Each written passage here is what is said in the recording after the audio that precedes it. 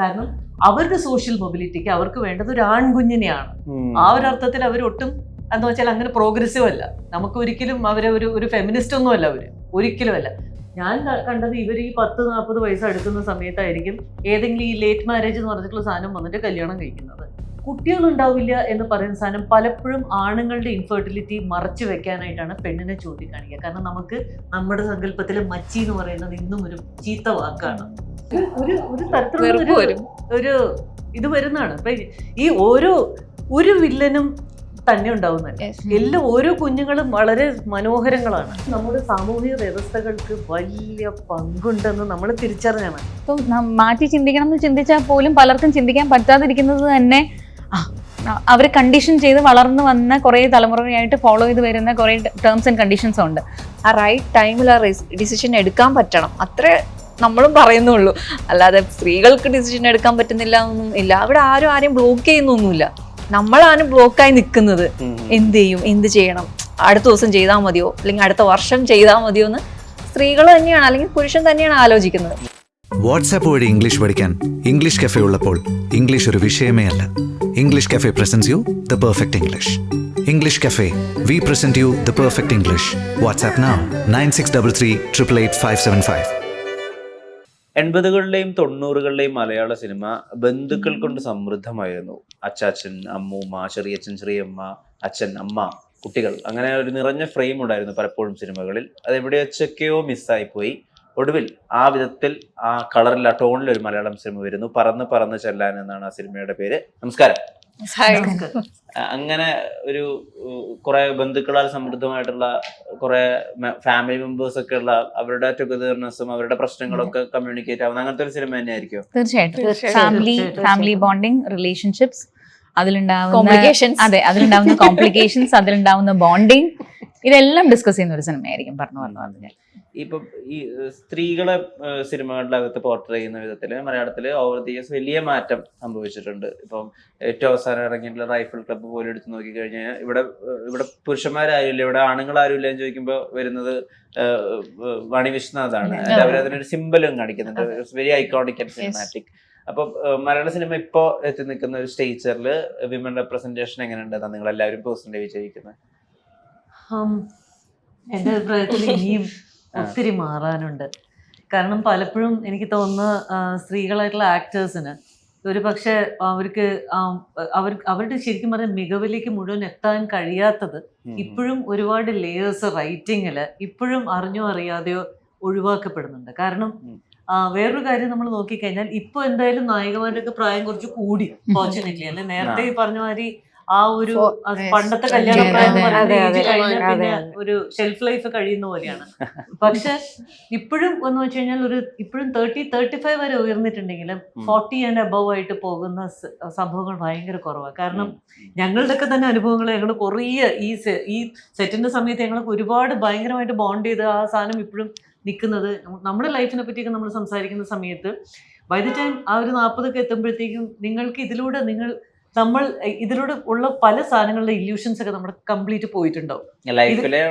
ലൈഫിലൂടെ നമ്മൾ കടന്നു പോകുമ്പോഴത്തേക്കും ഇല്യൂഷൻസ് മാറിപ്പോയിട്ടുള്ളൊരു സ്ത്രീ എന്ന് പറയുന്നത് ഒരു വല്ലാത്തൊരു എംബാരസ്മെന്റ് ആണ് വാസ്തവത്തിൽ. സമൂഹത്തിന് അവരുടെ കണ്ണിലേക്ക് നേരിട്ട് നോക്കാൻ പ്രയാസം വരുന്ന ഒരു കാര്യം തന്നെയാണ്. അപ്പൊ ഇനിയും അങ്ങനത്തെ റൈറ്റിങ്ങും കാര്യങ്ങളും സമൃദ്ധമാവട്ടെ എന്നുള്ള ആഗ്രഹമുണ്ട്. പക്ഷെ നമ്മുടെ ഇതിനകത്ത് ഇത് ഇനി ബാക്കി ആൾക്കാർ ഏറ്റെടുത്തോട്ടെ. ഇവിടെ നിന്ന് ശരിക്കും വാട്ട് മേക്സ് പറഞ്ഞു ചെല്ലാൻ അങ്ങനെ എന്തെങ്കിലും ഒരു മാറ്റം ആഗ്രഹിക്കുന്നുണ്ടോ ഈ ഒരു സ്ത്രീയുടെ ഒരു രൂപീകരണത്തിൽ സിനിമയുടെ അകത്ത് കഥാപാത്രങ്ങളായിട്ട് വരുമ്പോൾ? ഇപ്പം രാധ പറഞ്ഞതുപോലെ തന്നെ പൊതുവെ സ്ത്രീ കഥാപാത്രങ്ങൾക്ക് എത്രത്തോളം ഇമ്പോർട്ടൻസ് വരുന്നുണ്ട് എഴുത്തുകളിൽ എന്നുള്ളത് ഒരു പുനർവിചിന്തനം തീർച്ചയായിട്ടും ആവശ്യമുള്ളതാണ്. പക്ഷെ നമ്മളുടെ ഈ പടത്തിനെ സംബന്ധിച്ചിടത്തോളം അതിൽ എല്ലാ സ്ത്രീ കഥാപാത്രങ്ങൾക്കും അർഹിക്കുന്ന പ്രാധാന്യം കൊടുത്തുകൊണ്ട് തന്നെയാണ് സ്ക്രിപ്റ്റ് പോയിട്ടുള്ളത്. അതിൽ ഞങ്ങൾ സാറ്റിസ്ഫൈഡ് ആണ്. അല്ലേ? തീർച്ചയായിട്ടും ഇതിനകത്ത് കിടക്കുന്ന നമ്മളെ ഏറ്റവും കൂടുതൽ ബന്ധിപ്പിക്കുന്ന ഒരു മാട്രിക്സ്, ഞാൻ നേരത്തെ നമ്മൾ സംസാരിക്കുന്നതിനിടയിൽ പറഞ്ഞ പോലെ തന്നെ എന്റെ സുഹൃത്ത് ഡോക്ടർ ജി ദേവിക എഴുതിയിട്ടുള്ള കുഞ്ഞുട്ടി എന്ന് പറഞ്ഞ പുസ്തകത്തിന് ഇല്ലസ്ട്രേറ്റർ ആയിരുന്നു ഞാൻ. അപ്പൊ അതിനകത്ത് വളരെ കൃത്യമായിട്ട് 2 പിശാചുകളുണ്ട്. ഞങ്ങളിപ്പോ തിരിച്ചറിഞ്ഞൊരു മൊമെന്റ്, ഈ എല്ലാം ഇടത്തിലെന്ന പോലെ ഈ 2 പിശാചുകളാണ് ശരിക്കും പറഞ്ഞാൽ പറന്ന് ചെല്ലാനുള്ള നമ്മുടെ അടുപ്പങ്ങളെ, നമ്മുടെ ഐക്യത്തിനെ ഒക്കെ നമ്മളിൽ നിന്ന് തന്നെ ഏലിയനേറ്റ് ചെയ്ത് പെയിൻ ഉണ്ടാക്കുന്നത്. ആ 2 പിശാചുകളാണ് നാട്ടുകാരെന്നാ പറയും, വീട്ടുകാരെന്നാ പറയും. ഈ 2 പിശാചുകളാണ് പ്രശ്നം മുഴുവനും. ഞാൻ എൻ്റെ മകളെ അങ്ങേയറ്റം ഞാൻ ഇഷ്ടപ്പെടുന്നുണ്ട്. പക്ഷെ ഞാൻ പഠിച്ചു വെച്ചിരിക്കുന്നത് ശരികൾ, ശരിയില്ലായ്മകൾ, സമ്മർദ്ദങ്ങൾ, നമുക്കറിയാം അവർക്ക് ഇതാണ് ഇഷ്ടം, പക്ഷെ നാട്ടുകാരെന്താ പറയും, വീട്ടുകാരെന്താ പറയും എന്ന് പറഞ്ഞിട്ട് ഒരു സമ്മർദ്ദം ചെലുത്തി അവളുടെ ലൈഫ് ദുരിതത്തിലേക്ക് നീങ്ങുന്ന സമയത്ത് ഇത് കുറ്റബോധത്തോടുകൂടി അവളുടെ കണ്ണിലേക്ക് നോക്കാൻ പറ്റാതെ ഒരു ജാള്യതയോടുകൂടി കഴിയുന്ന ഒരവസ്ഥകൾ. ഈ സാധനം ശരിക്കും പറഞ്ഞാൽ ഈ 2 സാധനം തന്നെ, ഈ മന്ത്രം എത്രമാത്രം നമ്മുടെ ജീവിതം, നമ്മുടെ വീടുകൾ, നമ്മുടെ ബന്ധങ്ങളെ ബാധിച്ച് ഛിന്നഭിന്നമാക്കുന്നത്, വേദന ഉണ്ടാക്കുന്നത്, ഇത് തിരിച്ചറിയാൻ ഇങ്ങനത്തെ ഒരു തോന്നിയാൽ ഒരു ലൈറ്റ് ഫോമാറ്റ്, പക്ഷെ പഴയൊരു ഫോമാറ്റ് എന്ന് തോന്നുന്ന സാധനത്തിനുള്ളിൽ റിഫ്രഷിംഗ് ആയിട്ടുള്ളൊരു സംഭവം ഇതാണ് ഞങ്ങൾ ആഗ്രഹിക്കുന്നത്. എല്ലാവരും ഞങ്ങൾ ആഗ്രഹിക്കുന്നത് നമ്മുടെ പടം എല്ലാവരും ഒന്ന് കണ്ടിട്ട് വീടുകളിലേക്ക് ഓരോരുത്തർ പോകുമ്പോൾ ചിലപ്പോൾ ചിലരുണ്ടാവും, ചിലരുടെ മുഖത്തേക്ക് നോക്കാൻ ഒത്തിരി പ്രയാസമുള്ളത്. പിന്നെ ചിലപ്പോൾ ചില സംഭാഷണങ്ങളോ ചർച്ചകളോ ചിലപ്പോൾ ഉണ്ടാവും. ചിലപ്പോൾ ആ പടത്തിൽ കണ്ടുപോലെ അല്ലേ, അങ്ങനെയല്ലേ എന്ന് പറഞ്ഞിട്ടുള്ളത്. അതാണ് ഞങ്ങൾ ഹോപ്പ് ചെയ്ത്. ഈ നായകന്റെ ലേഡി ലവിന്റെ അപ്പുറത്തേക്ക് ഒരു കഥാഗതിക്കൊക്കെ മാറ്റം വരുത്തുന്ന പോലെ ഒരു ക്യാരക്ടറൈസേഷൻ അങ്ങനെ ഉണ്ടോ പറഞ്ഞ് ചെല്ലറിൽ? ഉണ്ട്. അപ്പം അങ്ങനെ മൾട്ടി ലെയർഡ് ആയിട്ടുള്ള വിമൻ അല്ലേ ഇപ്പൊ ഇംഗ്ലീഷിലൊക്കെ ശ്രീദേവിയൊക്കെ ചെയ്തതുപോലെ അങ്ങനത്തെ കൈൻഡ് ഓഫ് ക്യാരക്ടേഴ്സ് ഇനിയും എഴുതാനുണ്ട് ഇവിടെ? കുറവാണ് തീർച്ചയായിട്ടും. അന്യഭാഷ സിനിമകൾ കാണുമ്പോൾ നമുക്ക് കൊതിയാവും. ഇങ്ങനത്തെ ഒരു ക്യാരക്ടർ നമ്മുടെ എന്തുകൊണ്ട് മലയാളത്തിൽ അത് ഉണ്ടാവുന്നില്ല എന്നുള്ളൊരു ചോദ്യം നമുക്ക് സ്ത്രീകളുണ്ട് സിനിമയില്, പക്ഷെ ഉണ്ടോന്ന് വെച്ചാൽ ഇല്ല എന്ന് പറയുന്ന അവസ്ഥയിലാണ്. ഇപ്പൊ സൂക്ഷ്മദർശിനിയും റൈഫിൾ ക്ലബൊക്കെ നമുക്ക് ഭയങ്കരമായിട്ട് ഒരു എന്താ പറയാ, ഒരു പ്ലഷർ എന്നൊരു സിനിമ എന്ന് പറയാം. ഇപ്പൊ വിഷ്ണു പറഞ്ഞ പോലെ തന്നെ. പക്ഷെ ഞങ്ങളുടെ ഈ സിനിമയില് എല്ലാ ക്യാരക്ടേഴ്സിനും ലെയേഴ്സ് ഉണ്ട്. നമുക്കറിയാം ഇന്ന ക്യാരക്ടേഴ്സ് ഇന്നതാണ്, നമ്മുടെ ബോഡി ലാംഗ്വേജ് അടക്കം നമുക്ക് സ്പെസിഫൈ ചെയ്ത് എടുത്തെടുത്ത് നമ്മൾ അങ്ങനെ ചെയ്തിരിക്കുന്ന സിനിമയാണ്. പ്രായത്തിലുള്ള ആൾക്കാരുടെ ചിന്താഗതികൾ, അതായത് അമ്മ തൊട്ട് അല്ലെങ്കിൽ വിഷ്ണു നോക്കുവാണെങ്കിൽ മനസ്സിലാവും. ഇപ്പൊ നമ്മള് പല ഏജ് കാറ്റഗറിയിലുള്ള ആൾക്കാരാണ്. ഈ ഓരോ ക്യാരക്ടറിനും ഒരു ഡിഫൈൻഡ് ഗ്രാഫ് കൊടുത്ത് പിന്നെ അവരുടെ ഒരു ഗ്രോത്ത് കാണിച്ച് അവരൊരു എത്തുന്ന ഒരു പോയിന്റ്, അവിടെ നിന്ന് അവരുടെ ഒരു ഡെവലപ്മെന്റ്, അങ്ങനെ ഒരു ഡിഫൈൻഡ് ആയിട്ട് ഓരോ ക്യാരക്ടറിനും ഒരു ഗ്രാഫ് തന്നിട്ടുണ്ട് നമ്മുടെ ഈ സിനിമയില്. അപ്പൊ അതും മറ്റുള്ള സിനിമകളിലും വരണം എന്നും അങ്ങനെയാണെങ്കിലാണല്ലോ ഞങ്ങളെ പോലുള്ള ബാക്കി ആൾക്കാർക്ക് ഇനിയും അവസരങ്ങൾ ഉണ്ടാവുള്ളൂ. കാരണം ഒരു ട്രൂ ആവുന്നത് റിയാലിറ്റി വരുന്നത് ഇതിനകത്ത് ഈ പറഞ്ഞ മാതിരി അമ്മ റോള് നമ്മൾ സ്ഥിരം കേൾക്കുന്ന അമ്മ റോൾ, ശരിക്കും അതൊരു അമ്മ റോൾ ഒരു എന്താ പറയാ, ഒരു ടൈപ്പ് കാസ്റ്റ് പോലത്തെ അമ്മ റോള്, അമ്മ റോളൊക്കെ തന്നെയാണ്. നമ്മളെല്ലാരും ഈ കഥ ഇതാണെങ്കിലും നമ്മുടെ കഥാപാത്രങ്ങളുടെ ഉള്ളിൽ കിടക്കുന്ന ഈ പറഞ്ഞ മാതിരി ഈ ഒരു സ്ട്രഗിൾ, ഈ 2 പിശാചുകളായിട്ടുള്ള സ്ട്രഗിൾ, അതാ ഞാനത് പറയുന്നത് എളുപ്പമാക്കാനാണ്, ചിന്തിക്കാനായിട്ട്. അതിനകത്ത് എന്ന് വെച്ചാൽ ഇതിൽ വീർപ്പ് മുട്ടി പോയി കഴിഞ്ഞിട്ടുള്ള ഒരു ജീവനുണ്ട്, പോകാനിരിക്കുന്ന ഒരു ജീവനുണ്ട്. പക്ഷെ എല്ലാരും ഒരുമിച്ച് ലിബറേറ്റ് ആവുന്ന ഒരു മൊമെന്റ് ഉണ്ട് ഈ പുകമറയിൽ നിന്ന്, നമ്മളെ ഹോണ്ട് ചെയ്ത് കെട്ടി നിർത്തുന്ന പുകമറയിൽ. നമ്മൾ ഈ ഫാമിലി റോൾസിൽ നിൽക്കുമ്പോൾ തന്നെ നമ്മുടെ വ്യക്തിത്വങ്ങൾ, ഈ പറഞ്ഞ മാതിരി നന്ദിനി പറഞ്ഞ മാതിരി, നിങ്ങൾ അത് കംപ്ലീറ്റ് ചെയ്ത പോലെ, ശ്രീജയം കംപ്ലീറ്റ് ചെയ്ത പോലെ തന്നെ നമുക്ക് കുറെ കൂടി ഒരു ടു ബി അവർ സെൽഫ് സ്കോപ്പ് ഉണ്ട്. മറ്റു പലയിടത്തിൽ ഈ ലെയേഴ്സ് പോകും. നമ്മൾ അമ്മ ക്യാരക്ടർ എന്ന് പറഞ്ഞാൽ ഇങ്ങനെ സൈഡ് ആക്കുന്ന കുറച്ച് വെറുതെ ചുമ്മാ വന്ന അമ്മ ക്യാരക്ടർ സെറ്റ് കൊണ്ടെടുത്ത് അങ്ങനെ പോകുന്ന ഒരു പരിപാടി അല്ല ഇതില്. ഒരു റീകോൾ എന്ന് പറഞ്ഞ ഒരു സാധനം ഇതിൽ കിടക്കുന്നുണ്ട്, ഒരു റീതിങ്കിങ് എന്ന് പറയാം. അത് നമ്മൾക്ക് ശേഷം ഈ പടത്തിനെ പറ്റി പറഞ്ഞിട്ട് നമ്മൾ വേറൊരാളെ കാണുമ്പോ, നിങ്ങള് പടം കണ്ട ഒരാളാണെങ്കിൽ തീർച്ചയായിട്ടും നമ്മളോട് ചോദിക്കും, നിങ്ങൾ ഇന്ന പടത്തിൽ ഇന്ന ക്യാരക്ടർ ചെയ്ത ആളല്ലേ എന്ന്.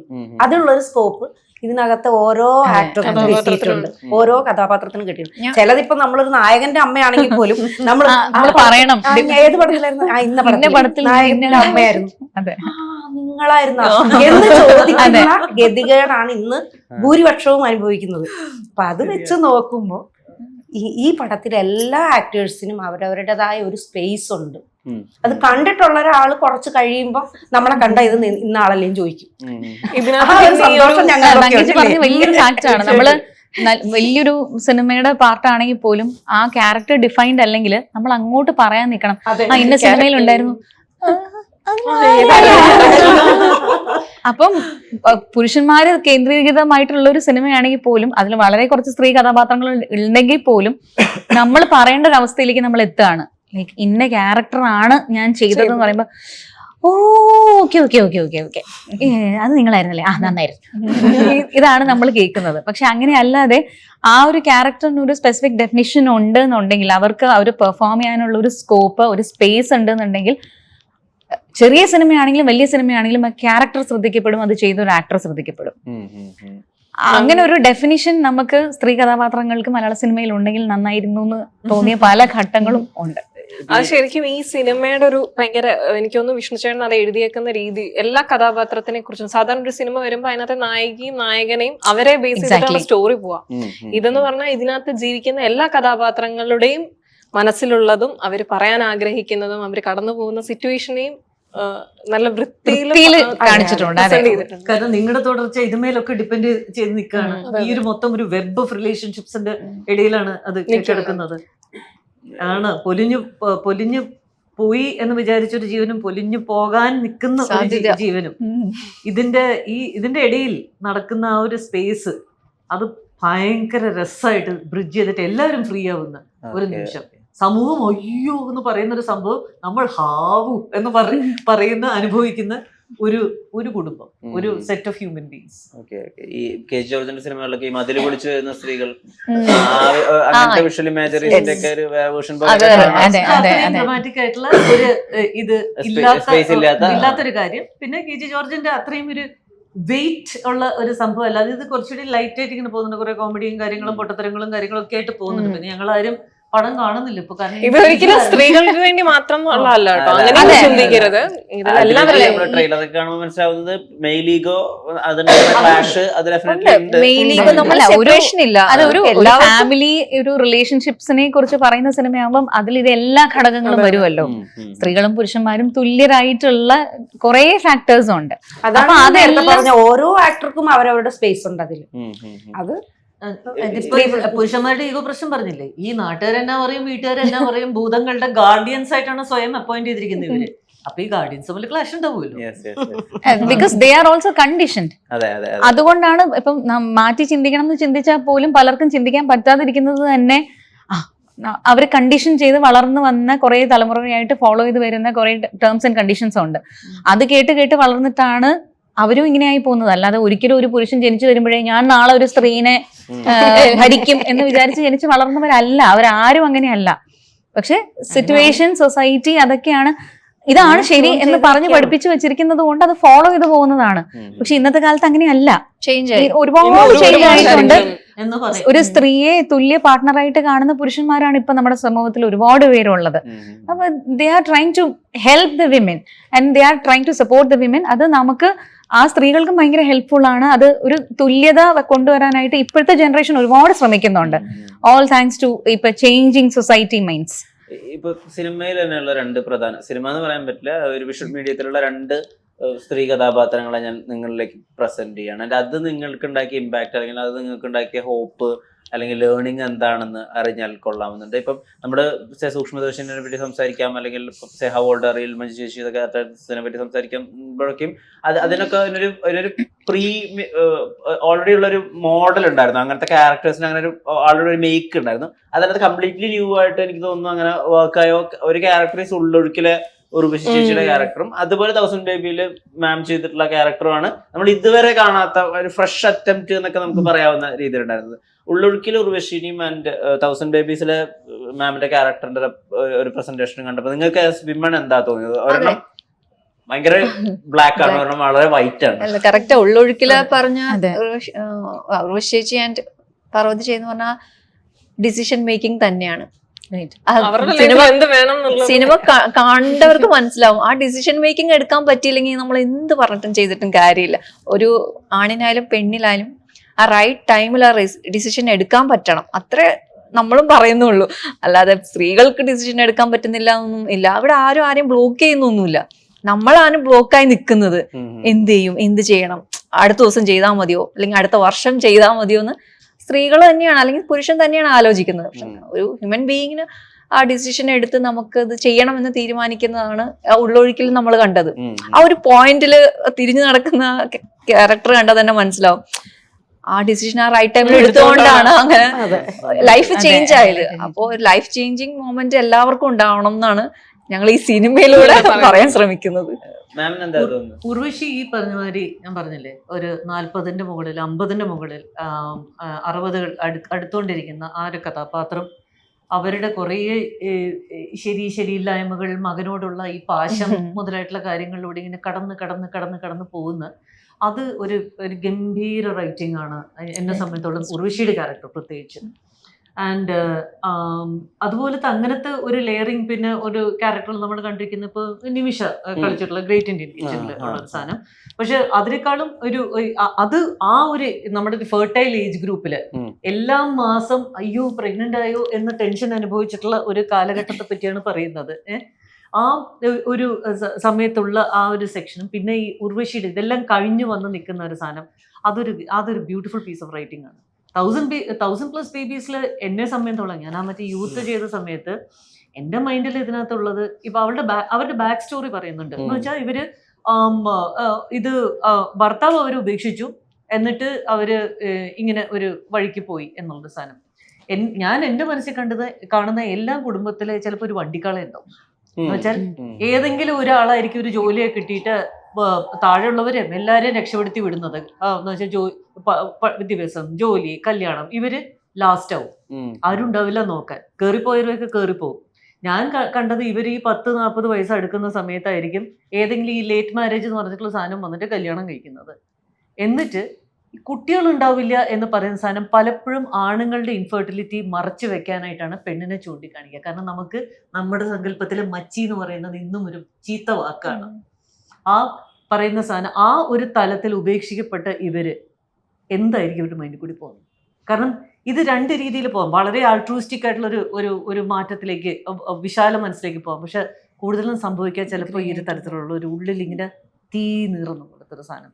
അപ്പൊ എന്നും കാണുന്നതോ ഈ പ്രസവവും ഈ പെണ്ണുങ്ങളെ വെൽക്കം ചെയ്യാനും ഈ കുഞ്ഞുങ്ങളെ എടുത്ത് താലോലിക്കാനായിട്ടുള്ള കുടുംബങ്ങൾ. അവിടെ തുടങ്ങുന്ന ഒരു തരത്തിലുള്ള ഒരു തരത്തിലുള്ള ഒരു വല്ലാത്തൊരു ആനന്ദം, ഒരു തരം റിവെഞ്ച് ഓൺ എവറിത്തിങ് എന്ന് പറയുന്ന പോലത്തെ ആ വെറുപ്പും എല്ലാം കൂടി അതിന്റെ ഒരു കളി ഇതിൽ വന്നിട്ട് കാരണം പകരം വെട്ടണം. അതെ, നോക്കുന്ന സമയത്ത് ഇവര് അയ്യോ അച്ഛന്റെ അതേ മൂക്ക് കാണുമ്പോ നമ്മളിങ്ങനെ നോക്കിയാൽ കിട്ടുന്ന സന്തോഷം എനിക്ക് നന്ന കൃത്യമായിട്ട് കഥാപാത്രം അറിയാം. ഇങ്ങനെ നോക്കുക ലൈനില് ഒരു സംഭവം ഉണ്ട്. എങ്ങനെ ഈ സൈക്കിക് ലോഫ് പോസിബിൾ ആയിരുന്നു? ജന്മനാ ഉള്ളതാ. അതല്ല, അത് ജസ്റ്റ് ഇപ്പൊ ഈ പറയുന്ന സമയം നിങ്ങളൊന്ന് അനുഭവിച്ചു നോക്കി.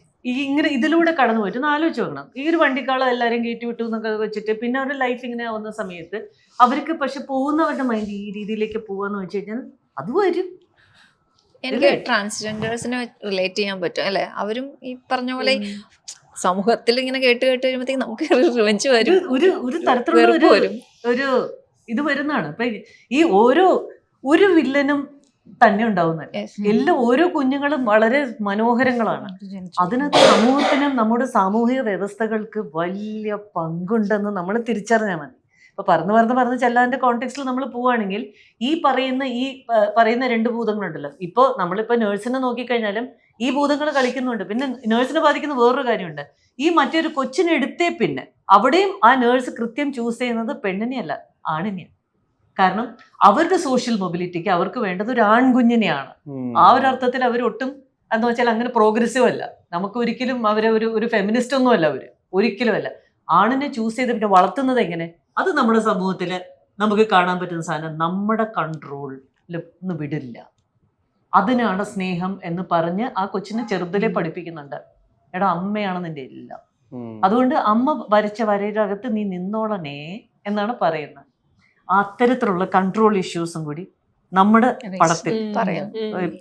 പാലക്കാടിന്റെ ഒരു ദൃശ്യഭംഗി മാത്രമേ നമ്മൾ കണ്ടിട്ടുള്ളൂ. അവിടെ ഇപ്പോഴും കുറെ അൺടാപ്ഡ് ആയിട്ടുള്ള കുറെ എന്താ പറയാ കസ്റ്റംസ് ഉണ്ട്, അല്ലെങ്കിൽ കൾച്ചറൽ ആയിട്ടുള്ള കാര്യങ്ങൾ ഇനിയും ആളുകൾ കാണിക്കാനുണ്ട്. ഇപ്പൊ സന്തോഷ് ജോർജ് കുളങ്ങരയൊക്കെ തന്നെ ഏറ്റവും അധികം നമ്മൾ ടൂറിസത്തിൽ ഇൻവെസ്റ്റ് ചെയ്യേണ്ട ഒരു ഏരിയ പാലക്കാടാണെന്നൊക്കെയാണ് പറയുന്നത്. അവിടെ ഗ്രാമങ്ങൾ, അതിന്റെ ബ്യൂട്ടി, അപ്പം അതിനെ കൂടിയൊക്കെ യൂസ് ചെയ്യുന്ന ഒരു അങ്ങനെയും കൂടി വർക്ക് ആവുന്ന ഒരു സിനിമയായിരിക്കോ പറഞ്ഞു അതെ, കൾച്ചർ ഭയങ്കര Culture related. അപ്പം ആ ഫ്രെയിംസ് എന്ന് പറയുന്നത് മൊത്തത്തിൽ ഭയങ്കര ബ്യൂട്ടിഫുൾ ആണ്. ആ ഗ്രാമത്തിന്റെയും ആ ഈ സ്ഥലത്തിന്റെയും എല്ലാം എസ്തെറ്റിക് ബ്യൂട്ടി കംപ്ലീറ്റ് ആയിട്ട് കൊണ്ടുവന്നിട്ടുള്ള ഒരു ഫ്രെയിംസ് ആണ് സാറിന്റെ എല്ലാം. അത് ഇരുട്ടിനെ പോലും സാറ് അല്ലേ? ഗ്രാമത്തിന്റെ അല്ല, നമ്മളെ സീൻസിന്റെ Scenes, exactly. അതേ കാണാൻ പറ്റുള്ളൂ. കാരണം ഇപ്പൊ ഡബിംഗ് ഒന്നും ഇല്ലാത്തതുകൊണ്ട് സിങ്ക് ആണ്. അതുകൊണ്ട് നമുക്ക് ഈ പറഞ്ഞ മാതിരി അപ്പൊ തന്നെ നമ്മൾ മറ്റേ ഈ അതിന്റെ ഫീഡ്ബാക്ക് കാണാനായിട്ട് എല്ലാവരും ചെന്നിട്ട് ഇങ്ങനെ നോക്കും, പറഞ്ഞിട്ട് അങ്ങോട്ടും ഇങ്ങോട്ട് പറയുന്ന ഒരു സംഭവമാണ്. പാലക്കാട് കൾച്ചർ നമുക്ക് ഭയങ്കര റിലേറ്റ് ചെയ്യാൻ പറ്റും. കാരണം കുറച്ച് നമ്മൾ പറയുമ്പോൾ കേരളത്തിൽ തന്നെയാണെങ്കിലും ഒരു വേറെ തമിഴ്നാട് കുറച്ചൊരു ചായയുണ്ട്, പിന്നെ അവിടുത്തെ അമ്പലങ്ങള്, പിന്നെ ആചാരങ്ങള് ഇപ്പോഴും പുറത്തേക്ക് കുറച്ച് ഏരിയ വന്നിട്ടില്ല എന്ന് എനിക്ക് തോന്നിയിട്ടുണ്ട്. പാലക്കാട് ചെന്ന് കഴിയുമ്പോൾ തോന്നിയിട്ടുണ്ട്. അപ്പൊ അതൊക്കെ കൾച്ചറൊക്കെ നന്നായിട്ട് റിലേറ്റ് ചെയ്തിട്ടുണ്ട് ഇവിടെ പറഞ്ഞു. പക്ഷെ അത് ശരിക്കും പറഞ്ഞാൽ അതൊരു ഭംഗിയും കൂടെയാണ് കേട്ടോ. അതങ്ങനെ നിൽക്കുന്നത് ഒരു ഭംഗിയുണ്ട്. പക്ഷെ അതേസമയം ഇതും പറയും, നമ്മള് ഈ കേരളത്തില് നമ്മൾ ഭയങ്കര പ്രബുദ്ധ കേരളം മറ്റേത് അത് ഇതൊക്കെ പറഞ്ഞ് നമ്മൾ നിൽക്കുന്ന സമയത്ത് ശരിക്കും ഈ ഉത്തരേന്ത്യ പോകുന്ന ഈ സ്റ്റേറ്റിൽ തന്നെ ചില ഭൂഖണ്ഡങ്ങളുണ്ട് അത് 2 ഡെക്കേഡിന്റെ മുമ്പ് നിൽക്കുന്നത്. ഞാൻ ഇന്നാള് ഞാനൊരു ക്യൂറേറ്റ് ചെയ്യുന്ന ചിത്രകാരിയുടെ ഇതുമായിട്ട് കോൺവെർസേഷനില് അവൾ എന്നെ 9 വയസ്സ് ചെറുപ്പാ, അവളുടെ അനുഭവം പറയുമ്പോ എനിക്ക് പെട്ടെന്ന് ഓർമ്മ എന്റെ അമ്മയും അച്ഛനൊക്കെ പറയുന്നത് മലപ്പുറം. അപ്പോഴാണ് പിന്നെ അവള് പറഞ്ഞു വന്നപ്പോ പറഞ്ഞു ഇതാണോ കാര്യം എന്ന് വെച്ചാൽ നമ്മൾ ഏതോ ഇത് കപ്പ് കോണ്ടംപററി എന്ന് പറയുന്നത് എന്താ. അപ്പൊ കോണ്ടംപററി എന്ന് പറഞ്ഞു കഴിഞ്ഞാൽ ഒരേ സമയത്ത് ഒരുപാട് സമയങ്ങൾ നിലനിൽക്കുന്നു എന്നാണ്, അല്ലാതെ ഒരേ സമയമല്ല നമ്മൾ അനുഭവിക്കുന്നത്. അതും ശരിക്കും പറഞ്ഞാൽ നമ്മുടെ പടത്തില് വളരെ റെലവെന്റ് ആയിട്ടുള്ള ഒരു പോയിന്റ്. അതിന്റെ ഉള്ളിൽ എങ്ങനെയാണ് ഈ ശുദ്ധവായുവും വെളിച്ചവും വരുന്നത് എന്നുള്ള സാധനം നമ്മൾ നമ്മൾ കാലഘട്ടം പറയുന്നില്ല, പക്ഷെ എല്ലാവർക്കും റിലേറ്റ് ചെയ്യാൻ പറ്റും. അതിന്റെ ഉള്ളിൽ ഈ വെളിച്ചം വരുന്നത് എങ്ങനെ. ആസ് വിമൺ എപ്പോഴെങ്കിലും ഒരു പുരുഷനോട് ഫെമിനിസം എക്സ്പ്ലെയിൻ ചെയ്യേണ്ട വന്നിട്ടുണ്ടോ? ഒരുപാട് സമയത്ത് പഠിച്ചാൽ മതി. ഓ ഇതാണല്ലേ ഫെമിനിസം എന്ന് പഠിച്ചാൽ മതി. നമ്മൾ എക്സ്പ്ലെയിൻ ചെയ്ത് കൊടുക്കേണ്ട ഒരു കാര്യമല്ലല്ലോ. പക്ഷെ എക്സ്പ്ലെയിൻ ചെയ്ത് കൊടുക്കേണ്ടി വരാറുണ്ട്. ഒരുപാട് സന്ദർഭങ്ങൾ ഉണ്ടായിട്ടുണ്ട്. അല്ല നമ്മുടെ ഒരു this is our right, this is what we want എന്നുള്ളൊരു കാര്യം പറയുമ്പോഴേക്കും ഉടനെ ഫെമിനിസ്റ്റ് ആണല്ലേ. ഒന്നുമില്ല, ജനറൽ ആണ്. നമുക്കും നിങ്ങളുടെ അതേ കാര്യങ്ങൾ തന്നെ നമുക്കും വേണം എന്ന് പറയുന്ന ഒരു ബേസിക് റൈറ്റ് ആണ്. ആ ബേസിക് റൈറ്റിനെ കുറിച്ച് പറയുമ്പോൾ തന്നെ നമ്മൾ കൊടികുത്തിയിരിക്കണം, നിങ്ങൾ ചെയ്യുന്നതെല്ലാം ഞങ്ങൾക്ക് ചെയ്യണം, അങ്ങനെ ഒന്നും അല്ല പറയുന്നത്. ഒരു ബേസിക് ഹ്യൂമൻ റൈറ്റ് എന്നുള്ളൊരു കാര്യം പറയുമ്പോഴും ആദ്യം ചോദിക്കുന്നത് ഫെമിനിസ്റ്റ് ആണല്ലേ എന്നുള്ള ചോദ്യം. അപ്പം actually many people don't know what feminism is. അതിൻ്റെ ഒരു പ്രശ്നമാണ് നമുക്ക് ഈ എക്സ്പ്ലെയിൻ ചെയ്ത് കൊടുക്കേണ്ടി വരേണ്ട സന്ദർഭങ്ങളിൽ വരുന്നത്. അതാണ് നമ്മള് ഫെമിനിസ്റ്റ് ആയിട്ടൊന്നും ഒരു സാഹചര്യം വന്നാൽ അവിടെ ഈ ഫെമിനിസത്തിനെ പറ്റി ചർച്ച ചെയ്യേണ്ട ആവശ്യമേ വരുന്നില്ലല്ലോ. ഒരു ജെൻഡർ വേരിയേഷൻ ഇല്ലാത്ത ഒരു അവസ്ഥയിലേക്ക് വന്നു കഴിഞ്ഞാൽ പ്രശ്നങ്ങൾ തീർന്നു. ഇപ്പോഴീ പുരുഷന്മാരോടുള്ള വെറുപ്പാണ് ഫെമിനിസം ധരിക്കുന്ന ഇഷ്യൂസിന്റെ അടിയിൽ വന്നുകൂടുന്ന കമന്റ്സിന്റെ നിലവാരം നമ്മൾ കണ്ടു കഴിഞ്ഞാൽ എന്റെ കേരളമേ, അയ്യോ എവിടെയാണ് നമ്മൾ ജീവിക്കുന്നത്. ഹ്യൂമൻ റൈറ്റ്സോ ഹ്യൂമൻ ബീയിങ് എന്ന് പറയുമ്പോഴത്തേക്ക് ആണും പെണ്ണും ഉണ്ട്. നമ്മള് ഹ്യൂമൻ ബീയിങ് എന്ന് പറയുന്നുള്ളൂ. ഹ്യൂമൻ ബീയിങ്ങിന് എല്ലാ റൈറ്റും ഉണ്ടല്ലോ, ആണിനുണ്ട് പെണ്ണിനും ഉണ്ട്. എപ്പോ വേണമെങ്കിലും അവർക്ക് പറക്കട്ടെ, അവരവരുടെ ഹാപ്പിനെസ് കണ്ടെത്തട്ടെ എന്ന് നമ്മൾ പറയുന്നുള്ളൂ. അല്ലാതെ സ്ത്രീകൾക്ക് പറക്കണം എന്നല്ല നമ്മൾ പറയുന്നത്. ഒരിക്കലും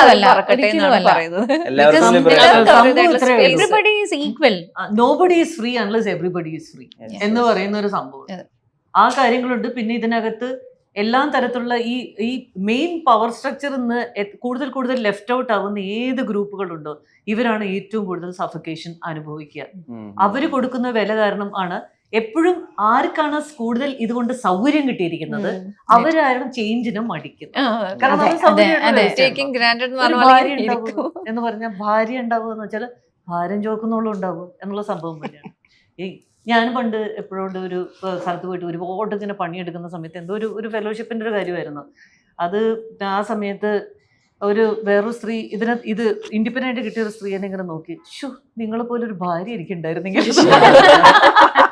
അപ്പൊ ഓക്കെ, അപ്പൊ ഇതാണ് നമുക്കത് ചില സാധനങ്ങൾ നമ്മൾ പരിശോധിച്ചിട്ട് പോലുമില്ല. നമ്മളൊരു വാക്ക് കേൾക്കുമ്പോൾ നമ്മൾ അത് ഇന്നതാണ് അതിന്റെ മീനിങ് എന്ന് നമ്മൾ വിചാരിച്ചു. അത് നമ്മളുടെ തന്നെ കുഴപ്പമാണ്, സ്ത്രീകളുടെ കുഴപ്പമാണ്. നമ്മളത് ചേഞ്ച് ചെയ്യാൻ തയ്യാറല്ല.